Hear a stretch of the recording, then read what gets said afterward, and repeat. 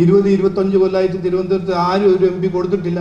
ഞാൻ കൊടുക്കാൻ തയ്യാറാണ്. അവർ എല്ലാ ടോപ്പിക്കും ഡിസ്കസ് ചെയ്യും, ഈ പെർഫോമൻസ് മാത്രം ഡിസ്കസ് ചെയ്യില്ല. ഇങ്ങനെ ഓരോരോ ഫോൾസ്ഹുഡ്സും സ്പ്രെഡ് ചെയ്ത് ജനങ്ങളെ പേടിപ്പിക്കാനാണ് അവരുടെ ഒരു സ്ട്രാറ്റജി. ഒന്നോ രണ്ടോ മഴ കൂടെ പെയ്തു കഴിഞ്ഞാൽ 100 കണക്കിന് വീടുകളും അവരുടെ ആരാധനാലയങ്ങളും കടലെടുക്കുമെന്നുള്ളതാണ് കടലോര മേഖലയിൽ ഏറ്റവും പ്രധാനപ്പെട്ട ഒരു മന്ത്രാലയത്തിന്റെ ചുമതല വഹിച്ചുകൊണ്ട് മന്ത്രിയാവുമെന്നാണ് ഞാൻ. അപ്പോൾ ജയിച്ചു കഴിഞ്ഞാൽ ഒരു MP കേന്ദ്രമന്ത്രി എന്നുള്ള നിലയ്ക്കുള്ള തിരുവനന്തപുരത്തെ NDA സ്ഥാനാർത്ഥിയായ രാജീവ് ചന്ദ്രശേഖറിനെ ജയിപ്പിച്ചാൽ എന്താണ് കാര്യം? നിരവധി ചോദ്യങ്ങളാണ് ഉയർന്നു വരുന്നത്. അദ്ദേഹം ഇതിനുള്ള വ്യക്തമായ ഉത്തരം തന്നെ നൽകുകയാണ്. അപ്പോൾ എനിക്കിതൊരു മത്സരമായിട്ടല്ല ഞാൻ ഇപ്പോൾ കാണുന്നത്. ഇത് എനിക്ക് ഒരു നിയോഗമായിട്ട് മാറിയിട്ടുണ്ട്. അതുകൊണ്ട് ഒരു വിഷൻ, തിരുവനന്തപുരത്തിന് എന്താണ് ചെയ്യേണ്ടത്, എന്താണ് മാറ്റം വേണ്ടത്, എങ്ങോട്ടാണ് നമ്മൾ പോകേണ്ടത്, എൻ്റെ മനസ്സിൽ കുറേ ഐഡിയാസ് ഉണ്ട്. ഞാൻ പറഞ്ഞ മാതിരി ആദ്യം പറഞ്ഞിട്ടുണ്ട്, ഒരു ടെക്നോളജി ഹബ്, ഒരു knowledge research hub, tourism, sports, blue economy, അങ്ങനെ കുറേ ഒരു ഹൈ ലെവൽ ഐഡിയാസ് ഉണ്ട്.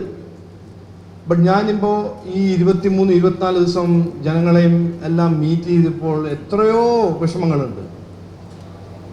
5, 8, 10 കൊല്ലമായിട്ട് ഇതിൻ്റെ പരിഹാരം എടുക്കാത്ത വിഷമങ്ങൾ ഇപ്പോൾ ഇങ്ങനെ തുടങ്ങിയപ്പോൾ ഒരു ചെറിയ പ്രോബ്ലം ഇപ്പോൾ ഒരു വലിയ പ്രോബ്ലം ആയി മാറിയിട്ടുണ്ട്. അതുകൊണ്ട് ഞാൻ ഇത് TP ശ്രീനിവാസ് സാറിൻ്റെ ലീഡർഷിപ്പിൽ എന്താണ് എൻ്റെ കമ്മിറ്റ്മെൻറ്റ്, എന്താണ് ജനങ്ങളുടെ എക്സ്പെക്റ്റേഷൻ എൻ്റെ അടുത്തുനിന്ന് അടുത്ത 5 കൊല്ലം, ആ ഡോക്യുമെൻ്റ് എല്ലാവരും സജഷൻസ് തരിക. ആ ഡോക്യുമെൻ്റ് ഫൈനലൈസ് ആയിട്ട് അത് ആയിരിക്കും എൻ്റെ ഒരു കോൺട്രാക്റ്റ്. തിരുവനന്തപുരത്തിൻ്റെ ജനങ്ങൾ ഞാൻ ഇത് 5 കൊല്ലത്തിൽ ഞാൻ ചെയ്യും, അത് ചെയ്തേ പറ്റൂ, അത് ചെയ്യാൻ താല്പര്യമുണ്ട്, കഴിവുണ്ടെന്നും പറഞ്ഞിട്ട് ആ ഡോക്യുമെൻ്റ് ആയിരിക്കും എൻ്റെ പെർഫോമൻസിനെ അസസ് ചെയ്യാനൊരു ഡോക്യുമെൻ്റ്. ഞാൻ ആദ്യം 18 കൊല്ലമായിട്ട് MP ആയി, എല്ലാവർക്കും അറിയാം. എല്ലാ ടേമിലും ഞാൻ ആദ്യത്തെ MP ആയിരുന്നു ഈ റിപ്പോർട്ട് കാർഡ് പബ്ലിഷ് ചെയ്യുന്ന MP. ഞാൻ ഇത് കഴിഞ്ഞ 18 കൊല്ലത്തിൽ ചെയ്തിട്ടുണ്ട്, ഇനിയും ചെയ്യാൻ പോകുന്നു. അതുകൊണ്ടാണ് ഈ വിഷൻ ഡോക്യുമെൻ്റ് ഒരു സിറ്റിസൻസിൻ്റെയും ജനങ്ങളുടെ ഒരു ഡോക്യുമെൻ്റായി ഞാൻ ഡെലിവർ ചെയ്യാൻ പോകുന്ന ഒരു ഡോക്യുമെൻ്റ് ആവുമെന്ന് ഞാൻ കരുതുന്നു. വേറൊന്നും പറയാനില്ല. ഇതിൻ്റെ എല്ലാവരും ഈ മെസ്സേജ് എല്ലാവരുടെ അടുത്ത് എത്തിക്കണം എന്ന് ഞാൻ ആഗ്രഹിക്കുന്നു. നമസ്കാരം. അത് ഞാനിപ്പോൾ എല്ലാ ദിവസവും മീറ്റ് ചെയ്യുന്നുണ്ടല്ലോ, വിഷമങ്ങളെല്ലാം കേൾക്കുന്നുണ്ടല്ലോ, അപ്പോൾ ആ ഇൻട്രാക്ഷൻ നടക്കുന്നുണ്ട്. ഞാനിപ്പോൾ കേൾക്കുന്നതെല്ലാം ഞാനും ടാബ്ലറ്റ് ചെയ്യുന്നുണ്ട്, എഴുതുന്നുണ്ട്. ഇമ്മീഡിയറ്റ്ലി എന്താ ചെയ്യാൻ പറ്റുന്നത് അതെല്ലാം ചെയ്യുന്നുണ്ട്. അത് ആ ഇൻട്രാക്ഷൻ വിൽ കണ്ടിന്യൂ. അത് 25-ാം തീയതി 23-ാം തീയതി വരെ ആ ഇൻട്രാക്ഷൻ കണ്ടിന്യൂ ചെയ്യും. ഈ ഒരു ഡോക്യുമെൻ്റ് 10 മുതൽ 13-14 വരെ ഒരു ഫൈനലൈസ് ആയ ഒരു ഡോക്യുമെൻ്റ് ഉണ്ടാവും. എല്ലാവരും കാണാൻ പറ്റുന്ന, വായിക്കാൻ പറ്റുന്ന ഒരു ഡോക്യുമെൻ്റ് ആവും. ഞാൻ പറഞ്ഞില്ലേ, എൻ്റെ ഒരു നിയോഗമായി മാറിയിട്ടുണ്ട്. അത് ഇനി ഞാൻ ഇപ്പോൾ കാണുന്നതെല്ലാം വളരെ സങ്കടത്തോടാണ് കാണുന്നത്. ഇങ്ങനെ ഒരു നെഗ്ലിജൻസും ഇങ്ങനൊരു ഡിക്ലൈൻ, അതിന് മാറ്റണം. എനിക്ക് ആഗ്രഹമുണ്ട്, ഞാൻ ചെയ്യും. MP ആയാൽ, മിനിസ്റ്റർ ആയാൽ ചെയ്യാൻ കഴിവ് ജാസ്തി, അത് എല്ലാവർക്കും അറിയാമല്ലോ, അതൊരു കോമൺ സെൻസ് ആണല്ലോ. അപ്പോൾ ഇതിപ്പോൾ കുറച്ച് ജാസ്തിയായി പോയി. 15 കൊല്ലമായിട്ട് ആരും ഒന്നും ചോദിച്ചില്ല. ഇപ്പോൾ you want time bound, minute bound, hour bound. ഞാൻ പറയുന്നത് 5 കൊല്ലത്തിൽ ഞാൻ ചെയ്യാൻ പോകുന്നു. അതിൽ ടൈം ബൗണ്ട് ആവാൻ സാധ്യതയുണ്ടെങ്കിൽ അത് ടൈം ബൗണ്ട് ആക്കാം. ബട്ട് ഈ 5 കൊല്ലത്തിൽ ഞാൻ ഇതെല്ലാം ചെയ്യാൻ പോകുന്നത് ആദ്യത്തെ പ്രാവശ്യമല്ലേ തിരുവനന്തപുരം കാണുന്നത്. ആ ഒരു കമ്മിറ്റ്മെൻറ്റ് ഞാൻ കൊടുക്കുന്നത് ആദ്യത്തെ ഒരു കാൻഡിഡേറ്റ് അല്ലേ. അതന്നെ ഒരു മുമ്പോട്ട് പോകുന്ന ഒരു ചേഞ്ചാണ്.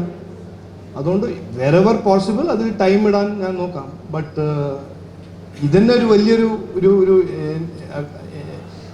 എനിക്ക് തോന്നുന്നു ഒരു കോൺട്രാക്ട് മാതിരി ഒരു കമ്മിറ്റ്മെൻറ്റ്, ഇങ്ങനത്തെ ഒരു കമ്മിറ്റ്മെൻറ്റ് ഇതുവരെ 20-25 കൊല്ലമായിട്ട് തിരുവനന്തപുരത്ത് ആരും ഒരു MP കൊടുത്തിട്ടില്ല.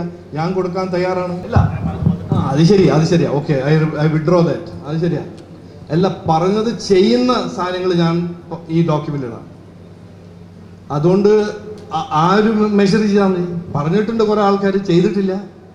ഞാൻ പറഞ്ഞത് ചെയ്യുന്ന ആളാണ്, അത് ഞാൻ ഈ ഡോക്യുമെന്റിൽ പറയാം.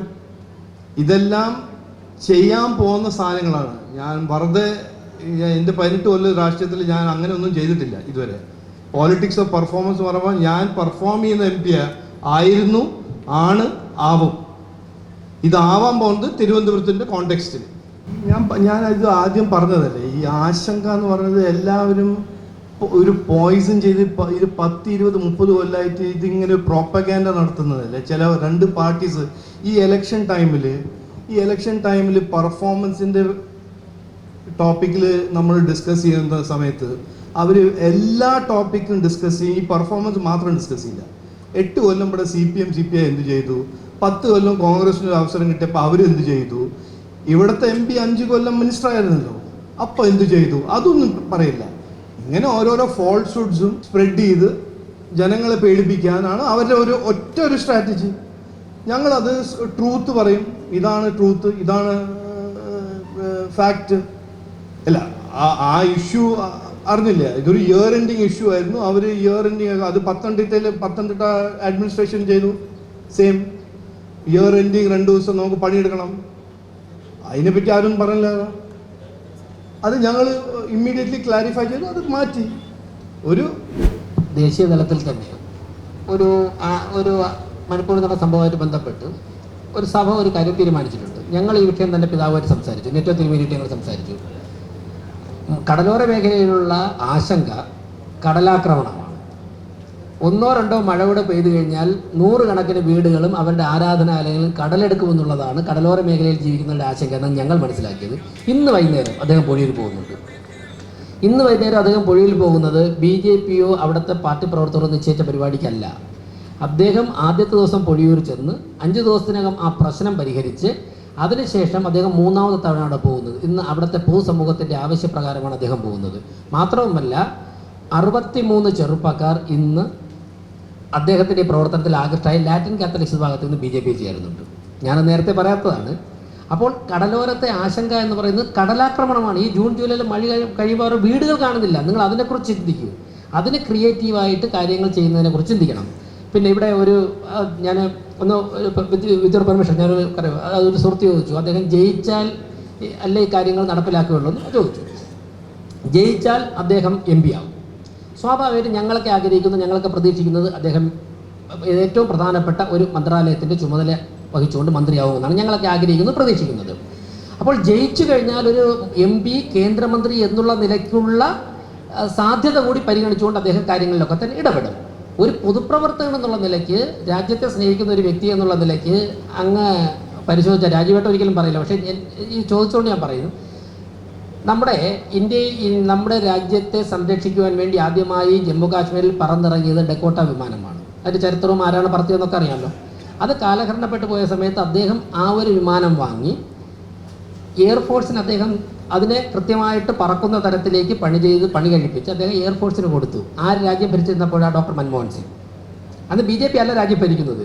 രാജീവ് ചന്ദ്രശേഖർ അതിൻ്റെ നമ്മുടെ രാഷ്ട്രത്തിൻ്റെ ഒരു ചരിത്രത്തിൻ്റെ ഭാഗമായതിനെ വാങ്ങി അദ്ദേഹം കൊടുത്തു. അപ്പോൾ അദ്ദേഹം മന്ത്രിയല്ല, ഇന്ത്യ ഭരിക്കുന്ന BJPയും അല്ല. അപ്പോൾ ഒരു പൊതുപ്രവർത്തകൻ്റെ മനസ്സ്. മറ്റ് പല കാര്യങ്ങളുണ്ട്, പലപ്പോഴും പറഞ്ഞുകൊണ്ട് ഞാൻ അതിലേക്ക് കടക്കുന്നില്ല. ഞങ്ങളൊക്കെ പുതിയ പ്രസംഗത്തിൽ പറഞ്ഞിട്ടുണ്ട്, അദ്ദേഹത്തിൻ്റെ ചെറുപ്പപ്രായത്തിൽ അദ്ദേഹം വിദേശ രാജ്യങ്ങളിൽ പോയി ഇലക്ട്രോണിക് സാങ്കേതിക സ്വായത്തമാക്കിയിട്ട് വേണമെങ്കിൽ ഏറ്റവും മികച്ച ശമ്പളത്തിന് ആ രാജ്യത്ത് തന്നെ ജോലി ചെയ്യാമായിരുന്നു. അനന്തമായ സാധ്യത ഉണ്ടായിരുന്നു ഡെവലപ്പ് ചെയ്യാൻ. പക്ഷേ അദ്ദേഹത്തിൻ്റെ രാജ്യത്ത് വന്നിട്ട് ആ സാങ്കേതികവിദ്യ ഇവിടുത്തെ സാധാരണക്കാർക്ക് എങ്ങനെ പ്രയോജനം. ഞങ്ങൾ കഴിഞ്ഞ ദിവസം യൂജിൻ പിതാവുമായിട്ട് സംസാരിച്ചു, യൂജിൻ അച്ഛനുമായിട്ട്, നമ്മൾ ലാറ്റിൻ കാത്ത. ഞാനിവിടെ ഓപ്പണായിട്ട് പറയാം, അദ്ദേഹം ഞങ്ങളോട് 4-5 പേരെന്ന് പറഞ്ഞപ്പോഴാണ് ആദ്യമായിട്ട് മൊബൈൽ ഫോൺ BPL ഫോൺ ട്രിവാൻഡ്രത്ത് ലഭിക്കുന്നതിൽ ഒരാൾ നമ്മുടെ ലാറ്റിൻ കാത്തലിക് സഭയുടെ വെള്ളയമ്പലത്തിലെ സീനിയർ ഫാദർ യൂജിൻ പിതാവാണ്, അവിടെ വികാരി ജനറൽ. അദ്ദേഹത്തിനാണ് ലഭിക്കുന്നത്. അപ്പോൾ മത്സ്യത്തൊഴിലാളികൾക്കാണ് ആദ്യത്തെ ഫോൺ ലഭിക്കുന്നത്. അപ്പോൾ അദ്ദേഹം സ്വായത്തമാക്കിയ സാങ്കേതികവിദ്യ പതിറ്റാണ്ടുകൾക്ക് മുമ്പിന് ജനിച്ചു വീണ നാടിനെ എങ്ങനെ പ്രയോജനപ്പെടുത്തും. ഇപ്പോൾ അദ്ദേഹത്തിന് ഞങ്ങളോട് പറയുന്നത് ആപ്പിൾ കമ്പനിയെ ഞാൻ തിരുവനന്തപുരത്ത് കൊണ്ടുവരും. അദ്ദേഹം ഒറീസയിലും ഉത്തർപ്രദേശിലും തമിഴ്നാട്ടിലും കൊണ്ടുവന്ന് 1.5 ലക്ഷം പേർക്ക് ജോലി കൊടുത്ത ഉദാഹരണം ഇവിടെ ഉണ്ട്. അതിൽ 70% സ്ത്രീകളാണ്. അപ്പം ഞാൻ തന്നെ ചോദിച്ചു, 100 ഏക്കർ സ്ഥലം വേണ്ടേ കേരളത്തിൽ? അദ്ദേഹം പറഞ്ഞു വേണ്ട, ഞങ്ങൾക്കറിയില്ല. 1.5 ലക്ഷം പേർക്ക് ജോലി കൊടുക്കുന്ന സ്ഥാപനത്തിൽ മിനിമം ഒരു 100 ഏക്കർ സ്ഥലം വേണമെന്ന് ഞാൻ മനസ്സിലാക്കി. അപ്പോൾ അദ്ദേഹം പറഞ്ഞു 3-4 ഏക്കർ മതി. ആ എക്സാമ്പിൾ തമിഴ്നാട്ടിലും ഒറീസയിലും ഉത്തർപ്രദേശിലും ഉണ്ട്. പക്ഷേ അദ്ദേഹത്തിന് വിൽ പവറുണ്ട്, ഞാൻ കേരളത്തിൽ കൊണ്ടുവരും. അപ്പോൾ തിരുവനന്തപുരത്ത് ജനങ്ങൾ TP ശ്രീനിവാസനൊക്കെ ഉൾപ്പെടെയുള്ളവരുടെ നേതൃത്വത്തിൽ ഒരു അവസരം ലഭിച്ചാൽ ഒരു MP എന്നുള്ളതൊക്കെ കേന്ദ്രമന്ത്രി എന്നുള്ളതൊക്കെ 5 വർഷം ഓരോ ദിവസവും ചെയ്യാനുള്ള ഒരു പ്ലാൻ കയ്യിലുണ്ട്. അതിനൊരു പിന്തുണയാണ് പൊതുസമൂഹത്തിൻ്റെ ഭാഗത്ത് ഞങ്ങൾ തേടുന്നത്.